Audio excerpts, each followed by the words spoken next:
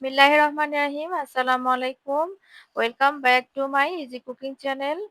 আমি আইরিন আছি আপনাদের সঙ্গে। আজকে আমি নিয়ে এলাম গরুর মাংসের তেহারি নিয়ে।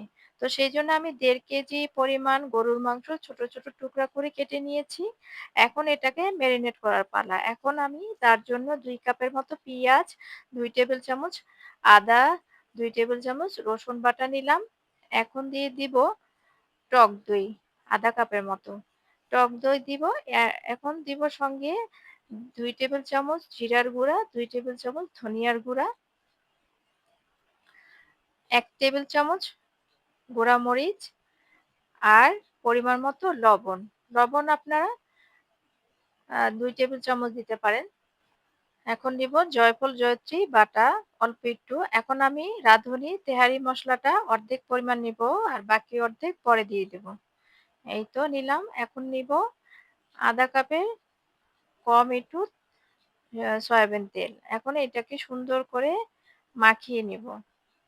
মাখিয়ে নিয়ে আমি এর মধ্যে একটু বাদাম বাটা দিতে ভুলে গিয়েছিলাম। এটা এখন দিয়ে দিব। চীনা বাদাম বাটা নিয়েছি এখানে আমি।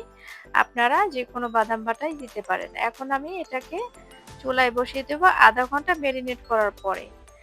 এই দেখেন এখন পানি ছেড়ে দিয়েছে। এটাকে সুন্দর করে কষিয়ে নিব যতক্ষণ না পানি না টানে। কষিয়ে নেওয়ার পরে দেখেন কি সুন্দর কালার হয়েছে। এখন আমি দিয়ে দেব পানি। এটাকে আমি 80% সিদ্ধ করে নিব। এই দেখেন আমার প্রায় সিদ্ধ হয়ে গেছে। কালারটা কত সুন্দর এসেছে। এখন আমি এটাকে সরিয়ে এখন বড় একটি হাঁড়িতে পোলাওটা বসিয়ে দিব। তেহারির পোলাও আরকি। আর তার জন্য আমি কিছু আলু টুকরো করে নিয়েছি। এখানে আপনারা এটা চাইলে দিতেও পারেন, নাও দিতে পারেন।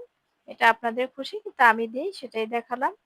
এখন আমি দিলাম ১ মুঠ পরিমাণ পেঁয়াজ কুচি, সঙ্গে দেব ১ টেবিল চামচ আদা বাটা, ১ চামচ রসুন বাটা।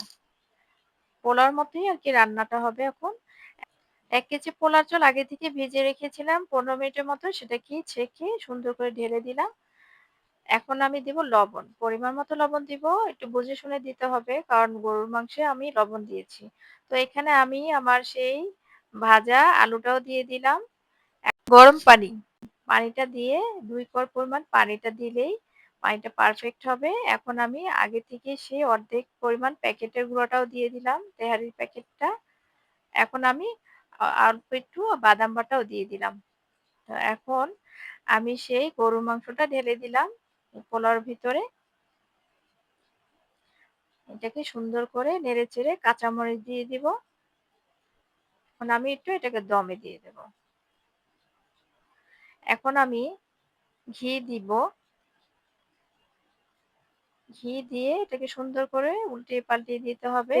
১০ মিনিট দমে রেখে দেখেন আমি তেহারিটা নামিয়ে ফেললাম। কত সুন্দর ঝরঝরে হয়েছে। আপনারা সবাই বাসায় ট্রাই করবেন। আল্লাহ হাফেজ।